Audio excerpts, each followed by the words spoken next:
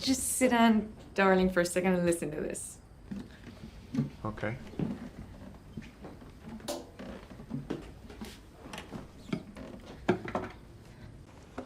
This I wrote.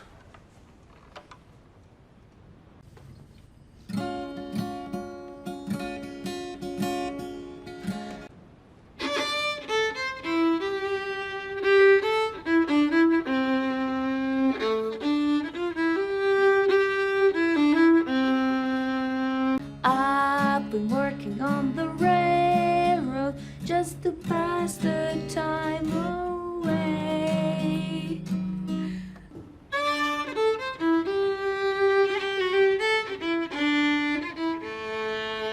Well, that's as far as I got so far.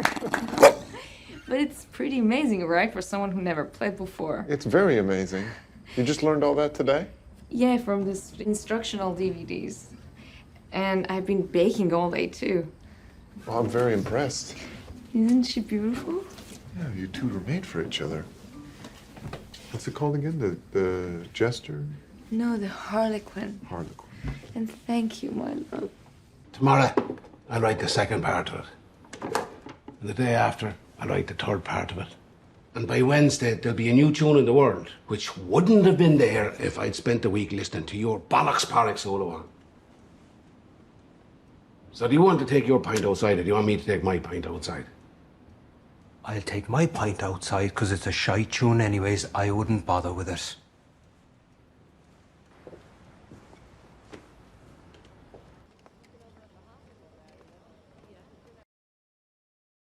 No matter the generation, century, or millennia, humanity can't escape its artistic passions.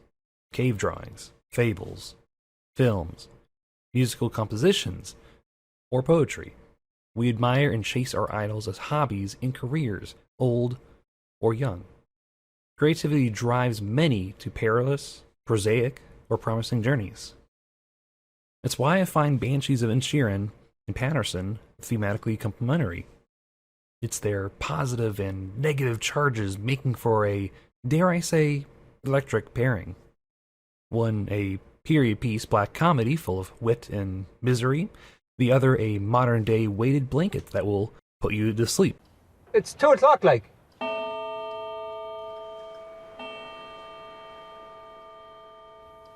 Will I see you down there, so? I'd see you down there, so.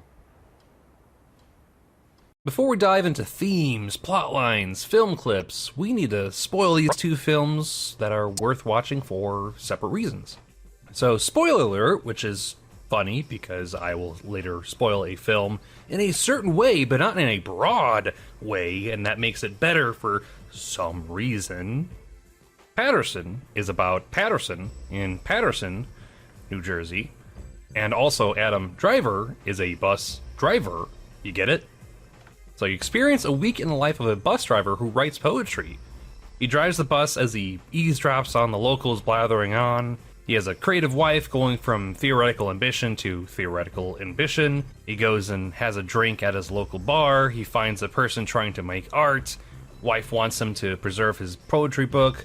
Rinse repeat, Monday to Friday. Local punks warn about dog napping to the dog owner that is Paterson. Is fine. Bus breaks down. Is fine. A freshly broken up lover pulls out a gun. Is fine. Saturday night movie, and whoops, the dog goes batshit on the poetry book.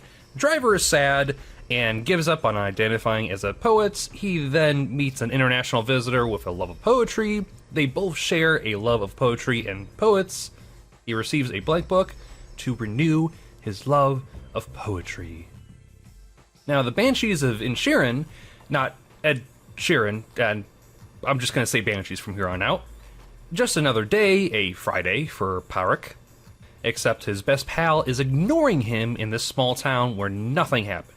Best pal Calm is older and suddenly ambitious about his musical legacy, and Patrick is dull and a drain on Calm's day. Calm wants to stop being friends on April Fool's Day. which is foolish to do that in the beginning of. Parik thinks it's a joke, Colm is serious and gets annoyed by Parik and threatens to cut off his fingers if Parik bugs him again. Parik gets depressed and gets punched by a cop. Parik drunkenly yells at the cop and Colm. Welp, there's one finger gone. Parik's sister had it with this town and leaves for a job.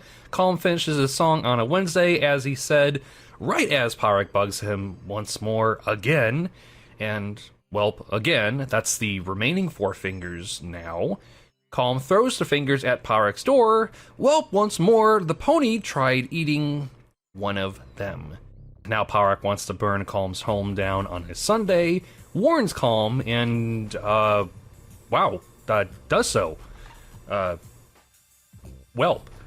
Colm and Parik both see the destruction of their actions and go their separate ways. Oh, and the local annoying kid, slash son of the abusive cop, drowned in a river in a likely suicide. I swear it's a comedy. So as you see, 2 wildly different films. So different, the zig and zagging at play erupts in several ways. So let's knock the obvious ones off the surface level contrasts. Time period. Paterson, modern day New Jersey, cell phones exist. Banshees, Irish countryside well into the Irish Civil War of 1923. Conflict. Banshees. Banshees kicks off immediately with its conflict. One guy doesn't want to be this guy to be his friend anymore because he's trying to create art, and the other dude is dull. And an over-the-top beef occurs. Now, Paterson, bus driver going about his week, Monday to Sunday. The conflict is really with the audience wondering, what was the conflict? In more certain terms, it's a slice-of-life film of a simple man with escalating events with every passing day. On to action. Banshees, punching, yelling, swearing, arson, blood, nudity, death. Breakups are messy and entertaining to watch not happen to you. End of story. Paterson. Movie brain thinks there will be a dramatic turn or outburst after all this mundanity, but it won't grant you it at all.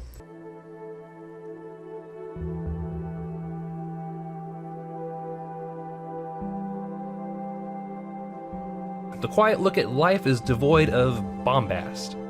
Even at its most heroic or devastating events, Paterson diffuses it. This heads into our next contrast. Emotion. Paterson. Yes, the main character's name has a smaller range than a typical Adam Driver film. No, not that one. Everyday interactions and troubles are shrugged off, laughed at. Paterson downplays his sadness and joy. Meanwhile, in Banshees, there's anger, sadness, regret, bitterness, resentment. You can feel it. The heightened emotions that plays all over the place and in your face. Now that we have the basic contrasting elements down, let's dig into the tie that bonds them. Creativity. But more importantly, how do the films approach art and legacy? Now we're going to focus broadly on the actual towns at play in each film. Banshees takes place in a remote location of a rural island in Ireland. No name, no reason to care. You farm, you fish, you trade, and you have a pint. That is life. If you want ambition, go elsewhere. Parik's sister, Siobhan, wants more out of life. She reads sad books and gets puzzled looks for doing so. How's the book? It's sad. Sad? Well, you should read a not sad one, Siobhan, else you might get sad. She's sick of this town and its people. She avoids the weird old lady or that other weird old lady violating her privacy, and she's insulted for being single. Siobhan, that you was never married. It's none of your feckin' business how I was never feckin' married. You're an awful strange lady. No wonder no one likes you. With all that, she leaves the mainland on a job offer to a library, and the other person who is a fan of the arts is Colm. He plays the fiddle. It's an inconvenience, a burden, eye roll when it's intruding on life or not what you want to hear. Play something dancey, Colum, to dance to. And have that mop whining. Honestly, this town is a drain on creatives. Another man alone, that's all. One boring man, you're all feckin' boring. With your piddling grievances over nothing, you're all feckin' boring. And we move into the future and onto Paterson, New Jersey. You see and hear the name everywhere. The town's mysticism is present every day. A man from East Asia visits this small American town because of a poet who lived in New Jersey. I hope this isn't inappropriate behavior, but may I ask what you're doing here in Paterson? I come here to see the city of your interesting poet, William Carlos Williams, who lives and makes his poems here in Paterson, New Jersey. The local dive bar has a shrine of artists and performers from Paterson. June 1970. Does it go up? Yeah, sure, why not? It's Paterson. All right. Iggy Pop on the wall. No, Lou Costello has got to be the most famous person from Paterson. Yeah, probably, yeah. I mean, he's got that statue and he's got his own park. Right. I mean, Alexander Hamilton has a statue. Others got statues, but not their own park. Here, everyone is an artist, performer, what have you. And everyone is doing it in their pockets of free time. The young poet and her poems waiting on her sister and mother, the unnamed rapper practicing his craft at a laundromat, Paterson's spouse Laura with her curtains, paintings, baking, and music, and the bus driver who writes poetry before his shift, on break, after dinner, and most importantly, the unseen famous poet that the tourist in Paterson adores. William Carlos Williams was both a family doctor and a poet in New Jersey. At every interaction of another artist, Paterson approaches with encouragement and praise. Watch Paterson reacts to their art. Sorry, I didn't mean to eavesdrop, but I think it's something really interesting that you're working on. I'm still working on it, I'm trying to figure out how to spit it out. But thanks, I really appreciate that. Oh yeah, that's really good. I painted them. I like how all the circles are different. This looks fantastic, baby. Thank you. Well, that's as far as I got so far. But it's pretty amazing, right? For someone who never played before. It's very amazing. That's a beautiful poem. You really liked it. Yeah, I really do. I think it's beautiful. Waterfalls. Thank you. This is the same way his spouse, Laura, adores his poetry. She wants to share it with the world. A facet that Paterson does not share at all. Paterson is unmoved by the idea of sharing his poetry. Not even like a hint at monetizing his passion. He has to be pressured into attempting to preserve his poetry book. Poetry is just part of his life. And that does get ruined by the one antagonistic force in the movie, his dog. The same dog who knocks the mailbox over for no reason. All week, Laura bugs him to get copies of his poems. Gone. Sad, but his life goes on. He takes a sad walk to his favorite spot in town, the waterfall. There, he shares his knowledge of great poets with a tourist, but doesn't reveal himself as a poet. May I ask if you two are a poet? Or Paterson, New Jersey? No. He removes himself as a poet because his work is gone. Regardless, he hands him a blank book. Paterson then takes a beat and works on the craft he almost gave up on. He continues like he did before because that's who he is. An artist and a nice man. A nice man was what everyone in Banshees wanted Calm to return being. Calm wants to share his art. His pivot towards writing music transforms him unintentionally into an artist that suffers. Lost fingers, house burnt down, but worst of it, it hurts a man's feelings. Who used to be nice? Or did you never used to be? Oh, God. Maybe you never used to be. Nice is what his former best friend wanted. Nice is what Shaban wanted. But Calm saw it as a zero-sum game. Calm is consumed by his personal legacy at his late stage in life. The lack of artistic stamp he'll leave on the world led him to a drastic action in Banshees, ending a friendship. Calm wants to put his name closer to the greats.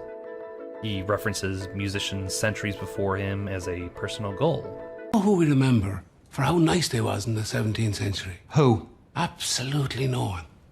Yet we all remember the music of the time. Everyone to a man knows Mozart's name. Well, I don't, so there goes that theory. And impressively, Calm made a song in a matter of a week despite being pestered by Parak. And yet his tune will be overshadowed by his story. An Irishman cut off his fingers so he can be left alone to his craft. That didn't work. Now he can't play music and lost his entire house. That is his legacy. Destruction and isolation in pursuit of it. As we saw earlier in the video, both films react differently to a close one's art. As we saw earlier in the video, both films react differently to a close one's art.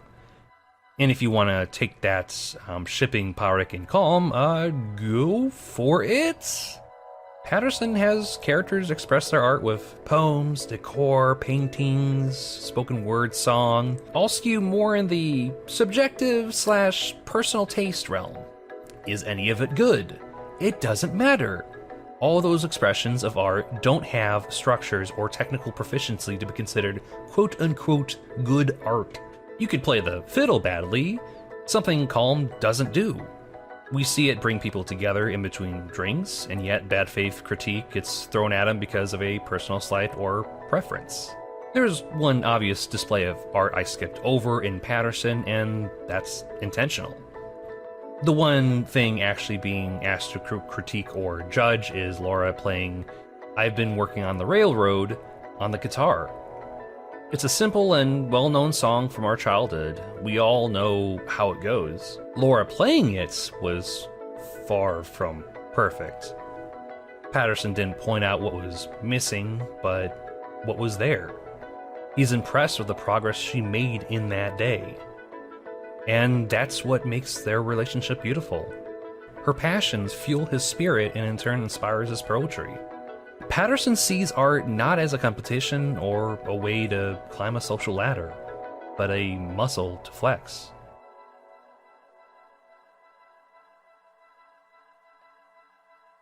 And for years, I romanticized Paterson the film as a monument to the good dude who leads an unremarkable life and loves the people around him. No fame or fortune, just meager talent and perfectly okay with that. I wasn't far off when I actually watched the film this year, but it affected me in a different way.